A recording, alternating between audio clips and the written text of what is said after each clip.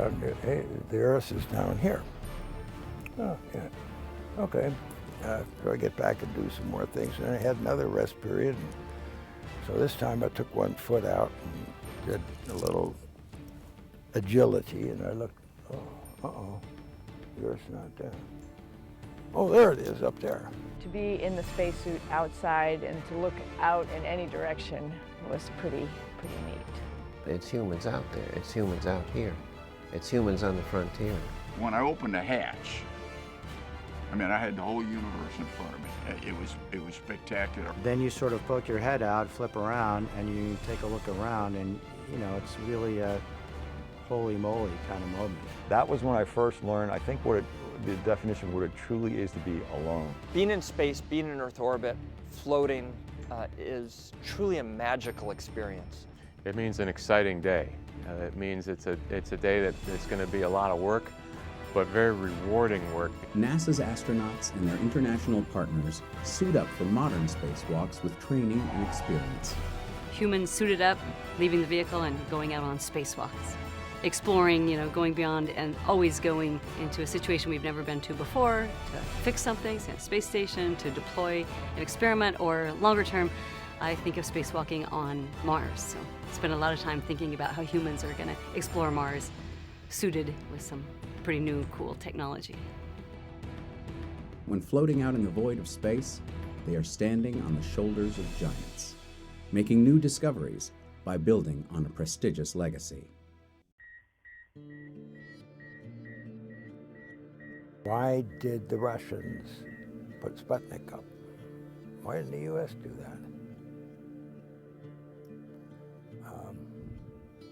We were shooken up by Sputnik, and we marshaled our resources and put together a winning program. One of the things that drove us into human spaceflight was the fear when Sputnik went overhead in 1957, and people began to realize that there was another nation in the world that had the capability of putting something into space that could actually pass over the United States. That's not a good way to do a sustainable program, is through fear. Clearly our motivation was a race. It was to beat the Soviets, and we had to do that for international prestige. And so that set us on a sprint to the moon. We will get to the moon within the decade, and we did. But it didn't set us up for a long-term exploration program in space. Way back when we called it terrible 60s, when the country was awash in campus unrest, civil strife, beginning of a very unpopular war. The Soviets literally owned space at that point in time. Yuri Gagarin back in early 1961 made one orbit around the Earth. Alan Shepard became the hero that this country needed. America's initial and successfully crewed space missions, known as Project Mercury, were followed by Project Gemini, the proving ground that would lead to the Apollo missions and the landing on the moon. On the Soviet side, cosmonauts and engineers were doing similar work to extend spaceflight duration, improve rendezvous techniques, and to develop the capability to leave the spacecraft, in what was dubbed by NASA as an extravehicular activity, or EVA. In order for us to conquer the space, we need to learn how to operate outside of the space vehicle. The first successful egress from a spacecraft while in orbit was achieved by cosmonaut Alexei Leonov on March 18, 1965, making him the first person to complete an EVA, or spacewalk. And what I saw, and I saw just half of the world, because we were 500 kilometers above the Earth. And nobody, even up until now, nobody is flying that high. Alexei's, task was to get out and get back in. And he had basically, as best I understand it, a fabric tunnel after he got out of an airlock, and he was literally out there in a vacuum of space. And once he got through that tunnel, his job was to turn around and get back in, and had a great deal of difficulty getting back in because he had to turn around in that tunnel with a pressurized spacesuit at that time, even for us, was like being inhibited by a suit of plaster of Paris. I mean, it was hard to move anything. And he literally had to deflate his spacesuit at that point in time to be able to reduce his size to get back in. Later that year, Gemini 4 stood ready to launch from Cape Canaveral, Florida, with the primary objective of gathering the results of an extended 4-day mission on both crew and spacecraft. Gemini 4's original semi-conservative mission was then expanded to include, amongst other things, a dramatic exit from the Gemini spacecraft in what would be America's first spacewalk.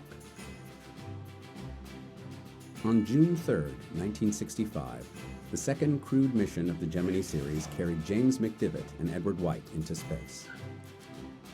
At 2:46 p.m. Eastern Time, using a handheld gas gun, White stepped out of his spacecraft, leaving crewmate McDivitt behind to witness the vastness of space alone, becoming the first American astronaut to complete a spacewalk. It's very easy to maneuver with the gun. The only problem I have is I haven't got enough fuel. The only thing I wish is I had more. This is the greatest experience. It's just tremendous. We had Ed White's magnificent 20-minute, quote, walk in space. I don't think you'll ever get any better film. It was space euphoria, I think, from everyone from Ed and Jim McDivitt to everyone on the ground, and mission control everybody. I mean, it was spectacular. He had a little gun, he could control his body, he could move where he wanted to go. It set us up. As time progressed, the Gemini program continued to refine and extend EVA procedures as more astronauts followed with tethered spacewalks in Earth's orbit. Well, you know the difficulties that we had in the Gemini program doing spacewalks because the state of the art needs to improve. But you saw the difficulties there when you jump out and you try to get something done. Well, you haven't practiced in the free fall zero-G condition. And so it's Newton's second law. You push on something, it moves your body instead of getting the work done. And so that whole business, you see, we just evolved and we grew since Leonov and Gemini on. Americans like Gene Cernan, Michael Collins, Richard Gordon, and Buzz Aldrin continued the competition with the Soviets. In the Gemini days, when they were trying to do the first spacewalks from a capsule, the first EVAs, the first spacewalks, were not very productive. The crew members got outside, they didn't have anything to hold on to, they kind of flailed around, they couldn't do fairly simple tasks. And they learned from that they had to have a better way to train, and they started to use water tanks at that time. Every progressive EVA had different little hang-ups, frustration, overpowering, getting overheated. Next came the Apollo program, with one of its lofty goals to land Americans on the surface of the moon and then return them safely to Earth. We're going to the moon. I mean, hey, we're going to the moon. The Gemini suit, you could pretty much compare it to what the launch entry suit was like. You know, it was not custom made, but you could, you know, the link net stuff could be configured so that you did have a certain mobility in the arms and at the knees. The difference being the Apollo suits were all custom made for each crew member. 3, 2, 1, 0. All engine running. Liftoff. We have a liftoff. 32 minutes past the hour. Liftoff on Apollo 11. The first steps on the lunar surface were performed by Neil Armstrong and Buzz Aldrin.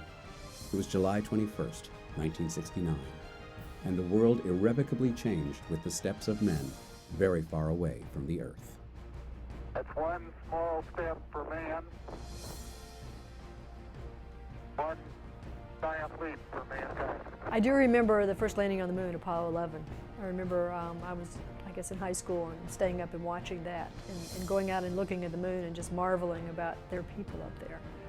I think we were all captivated when Neil Armstrong did the ultimate spacewalk, which was to actually go out of his vehicle and end up walking on the surface of another body in our solar system. You have a mass with the backpack and the body and everything else. And you move around and you kind of think that you can change direction. But that's sort of why at the end of our 2.5 hour EVA, I got in front of the camera and bounced around with different ways of moving. I was really personally impressed with the Apollo EVAs and spacewalks. Can you imagine the first humans to ever walk another planetary body to the moon? So just fantastic. And you kind of see that 2-foot bunny hop. So we had great spacesuits. We kept the Apollo astronauts alive. Once we got the lunar rover set up, we were ready to go be lunar explorers, if you will. And part of the lunar rover had plastic fenders that when it was folded up, we had to unfold and they slid down to cover the wheels.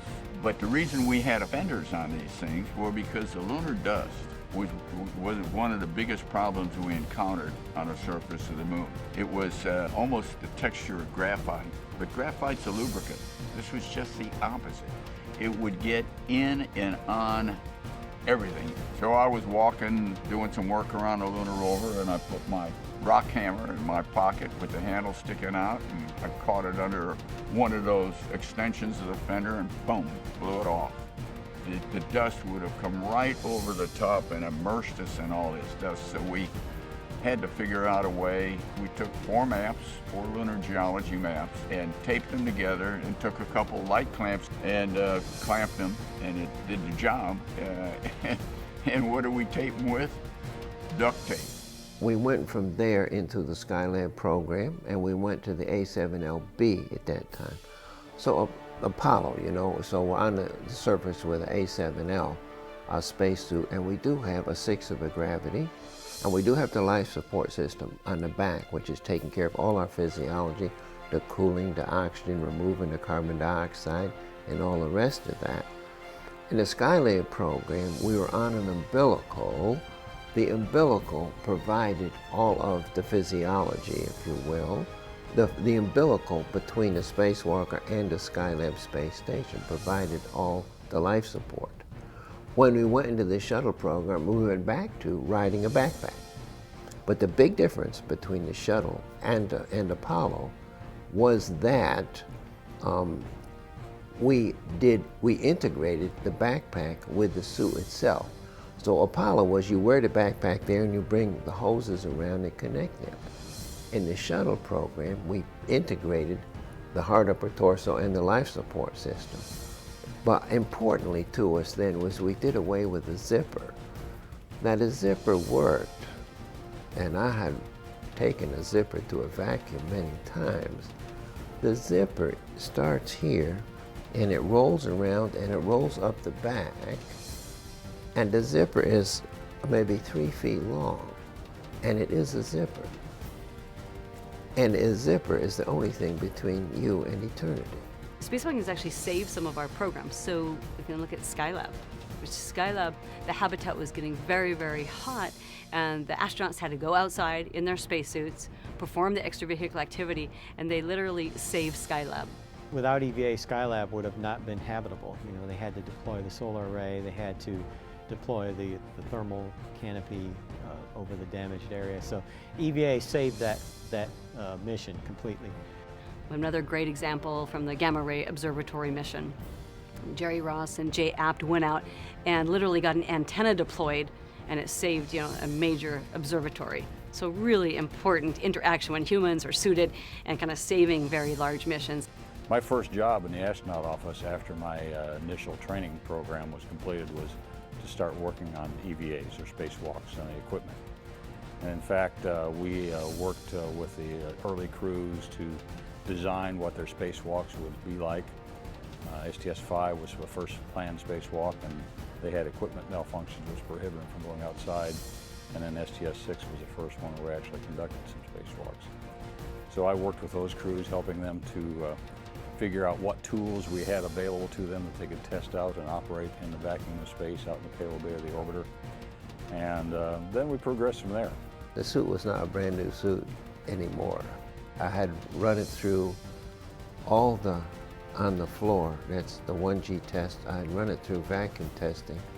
I had run it through certification where the number of cycles you put on all the joints. I've been in the water with it, so it was a friend. From that, then we started to develop things like the manned maneuvering unit, the little rocket backpack that we demonstrated on several flights and used in some cases. In dramatic fashion, doing the first fully untethered spacewalk, Bruce McCandless zoomed about in the manned maneuvering unit. This equipment test would lead to the retrieval of stranded satellites on subsequent missions years later. And I was really jealous of Bruce McCandless when he had a backpack and went out a ways without a tether and maneuvered around. Over the following years, extravehicular activity became one of the space traveler's most exciting and necessary tools in his or her tool belt. It was July 17, 1984, as cosmonaut Svetlana Savitskaya broke the proverbial glass ceiling and became the first woman to walk in space. Catherine Sullivan followed shortly after on October 11th, becoming the first female American astronaut to perform a spacewalk. This is the first chance I had to stick my head out the hatch on our EVA on day 7. As time progressed, so did the need for advanced technology and utilities. Complicated missions and space program-saving maneuvers are the essence of NASA's extravehicular activity. There was one time when I was on the end of the mechanical arm, it was on the Hubble mission, and I was being moved from one place to another, and you really have no sensation of movement when you're on that arm. It's just so smooth.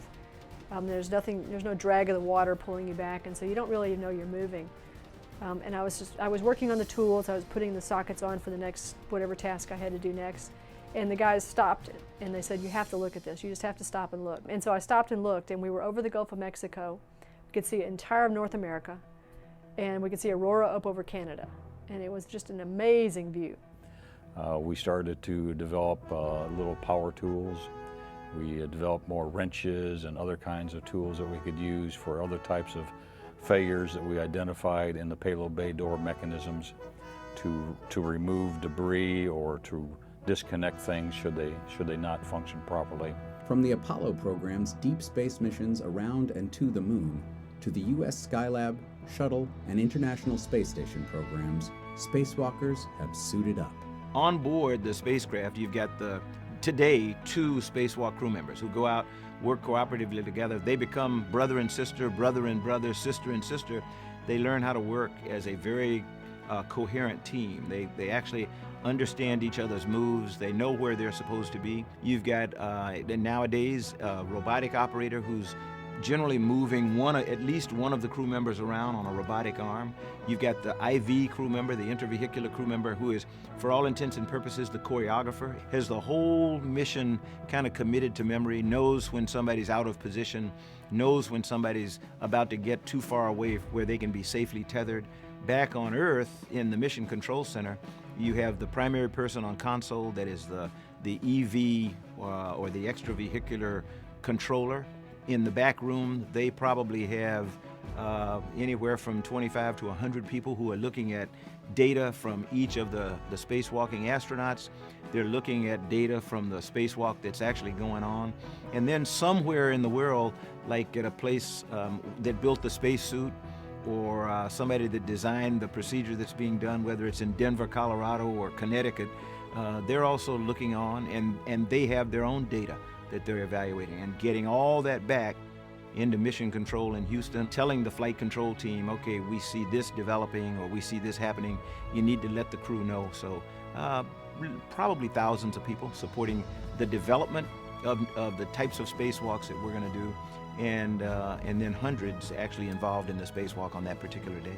It was part of our training to make sure that, even though you might be nervous, try not to show them that you're nervous. Everything had to be laid out perfectly, from the start, you had your checklist. It was all laid out properly, which pocket every pin went in, even down to where the pocket they wanted their their sandwich put in. It has been the astronauts' mantra to train, test, and succeed. One of the things that astronauts learn to do to look at a situation and don't panic about anything, you'll make it worse, but think carefully, did you do something wrong, and then fix it. Well, the astronaut prayer, which is, please God, don't let me screw this up, that's the first thing. I think the biggest fear that I had, and maybe many astronauts as well, is not that I was going to get hurt, it's that I was going to mess up. Because everybody's watching, you have such a limited time out there to get done what needs to be done, and you really, really don't want to make a mistake. It was cold, so that was a little surprise, but we should have anticipated cold, but it turns out at that point we had only done hot spacewalks. Until STS-6, they had all been warm. The STS-125 crew, which was the final Hubble servicing mission, that almost none of us thought they would be able to successfully complete 5 back-to-back-to-back-to-back-to-back EVAs and do all that they were supposed to do. And they not only completed them in spite of obstacles at every turn on almost every single EVA, but they did them superbly and left Hubble in incredible shape. And I think they did a tremendous service to planetary science, astrophysics, and just the field of spacewalks in terms of showing people that if you really work hard at it and you plan it and you execute the way you planned, there's nothing we can't do. When you're doing a spacewalk on orbit, you're in your own spaceship. It's your spacesuit, but it keeps you from the vacuum outside and your crewmates inside the space shuttle. I had one moment on the Hubble Space Telescope mission where Drew Feustel, my spacewalking partner, was on the other side of the telescope, and I was holding onto a handrail looking up at the Earth go by behind the Hubble. And it was a truly remarkable moment, but I did realize how far away we were from the Earth's atmosphere, from our homes, from our companions inside the space shuttle. And I wouldn't say that I felt a sense of loneliness, but a sense of awe, that we're doing these kind of things, that we're able to fix the Hubble, to orbit the Earth. Through spacewalks, complex problems have been solved in extreme ways, such as fixing the Hubble Space Telescope's blurry vision, turning a possible billion-dollar piece of space junk into one of the most revered scientific instruments of human history. Missions like Hubble tested the mettle of spacewalkers, an elite breed among an already out-of-this-world group of adventurers. Say that on Hubble, it's a very fine motor skill, tuned in, very close in, a lot of hands work. So it's almost like doing surgery when you're on Hubble in a suit versus being a longshoreman when you're on space station, or you're just hanging, moving big blivets around and you're changing stuff out. And that tradition continued with the Wall of EVAs, which built the tremendously successful International Space Station. It's been 50 years since NASA's first EVA, when Ed White went out on Gemini 4. We've come a long way since that first one. Building the International Space Station, it was very, very EVA intensive. And when we were planning for it, everybody talked about the wall of EVA. We're never going to be able to accomplish all this. And when you look back on what we accomplished, it was pretty darn amazing. So on my first flight, we were right in the middle of the construction of the space station. So of course, every shuttle flight that went up was full of spacewalks and just putting pieces together. Every single EVA was an important and necessary component of the assembly sequence. So I think we all feel that we had a hand in laying the keystone, or however you want to describe it. To see the ISS now and the spacewalks that they do to go out and do repairs, I mean, it's just incredible. Station is more than 14 years old, built by spacewalkers, and continues to be maintained and upgraded through spacewalks in the most advanced spacesuits the world has ever seen.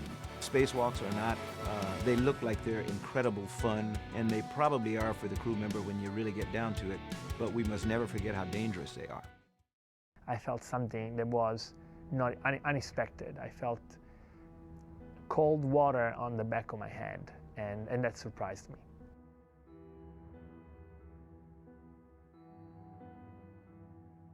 I contacted the ground, which is the first thing you would do when something that you're not expecting comes up. So I asked Houston for advice. I said, I feel water in my helmet, but what it feels like a lot of water.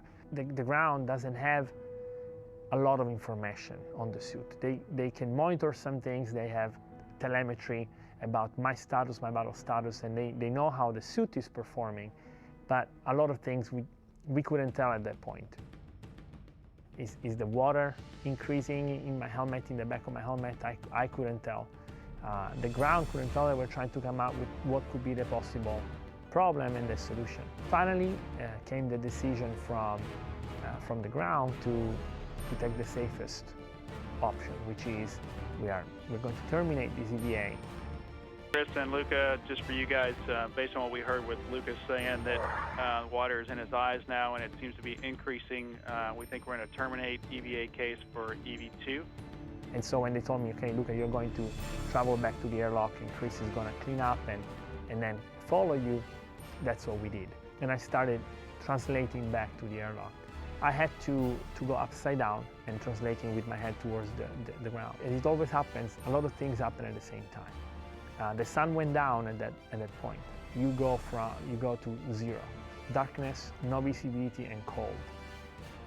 And at the same time, the water sloshed around my helmet and it covered my eyes and my nose and my ears. So all at once I was isolated, both being outside in my spacesuit, but I was also sensorily isolated.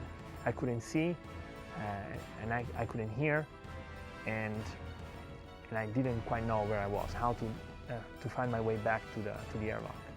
At that point, it was obvious to me that I needed to go back to the airlock by myself and do it as fast as I could, because I could still breathe through my mouth, but I didn't know how much water was in the helmet, and I didn't know if there would be more water in the helmet. Thankfully, we spent hundreds of hours underwater in the neutral buoyant slab learning the configuration of the space station, learning how to use our spacesuit, learning how to navigate. And so using that experience and using my knowledge of the suit and everything I had with me, I was able to find my way in the dark, in the blind, back to the airlock. Once I found the airlock though, everything became a little better, because once I opened the thermal cover, the airlock is illuminated, and that made a huge difference, because now I knew where I was, and I knew I could get inside by myself. And the end of it was that at that point I had no communication whatsoever. I couldn't hear anything. I couldn't talk. My ears were filled with water. But I was looking up, and as soon as they opened the hatch between the space station and the airlock, I saw my crewmates, and the look on their faces, they were so worried and so relieved at the same time. And they pulled me out, and as soon as they could, they deflated the suit and unlocked the helmet, and the look on their faces and seeing their faces was a very happy moment for me. I felt so relieved and so happy that they were all around me. Today, the International Space Station is being used as a proving ground to conduct the research and test the technologies that will take humans beyond low Earth orbit and deeper into the solar system than ever before, to the area around the moon, to an asteroid, and on to Mars. We will pioneer space, not just to visit, but to stay.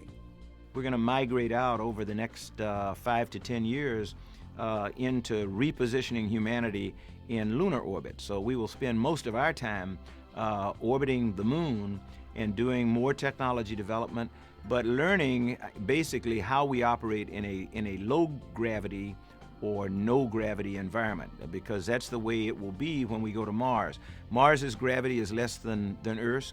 Operating there will be significantly different than operating here in low Earth orbit. When we do the asteroid redirect mission and we reposition an asteroid into a stable retrograde orbit around the moon, then the dominant gravity for that group of explorers, if you will, is going to be the asteroid itself, and that's going to be a very, very, very low gravity field, if any at all. So we've got a lot of development of tactics, techniques, and procedures. Never know when you build a piece of hardware, the guys back in the 70s and gals that built and designed and tested the original EMUs, which we're still flying today, by the way. The life support systems are still the original life support systems that we had 30-some years ago. You never know where that hardware is going to end up. To see that suit, you know, to see it go on over the decades and into we never planned on hundreds of spacewalks. And the key thing there is in structural integrity is you identify weakness before failure. From here, NASA engineers, technicians, and astronauts will figure out new ways to overcome the next set of challenges. We decided to orbit the Earth a lot instead of going deeper into space, and now I think it's time for us to take that step beyond orbiting the Earth and moving on. We don't have the same momentum we had when we had an enemy that we were afraid of. So we are not in competition as much as I think we need to be in cooperation with other nations in order to move all of us forward and out into space. Mars is really extreme, which is the great part about it. It's challenging. So when we get to Mars, you're going to need to be provided your life support and pressure with a spacesuit, but it'll have to be really something new in terms of to be very lightweight, be very mobile. We don't really have a locomotion suit. We have spacesuits for the vacuum of microgravity. So you're weightless, which is great, but that's a very different environment. Now when we get to Mars, we have gravity, 3/8 gravity, so we're bipedal again. So we're going to be walking, bending, or going there to search for life, looking for fossils and digging things up. So you really are an explorer. So it is akin to Lewis and Clark expedition and exploring and moving out into the west. It's really the next frontier. For anyone who goes on another EVA stroll back on the moon or on Mars, and we'll do both one day, I know that'll happen, take duct tape. We are currently further along than ever before in human history on our journey to Mars.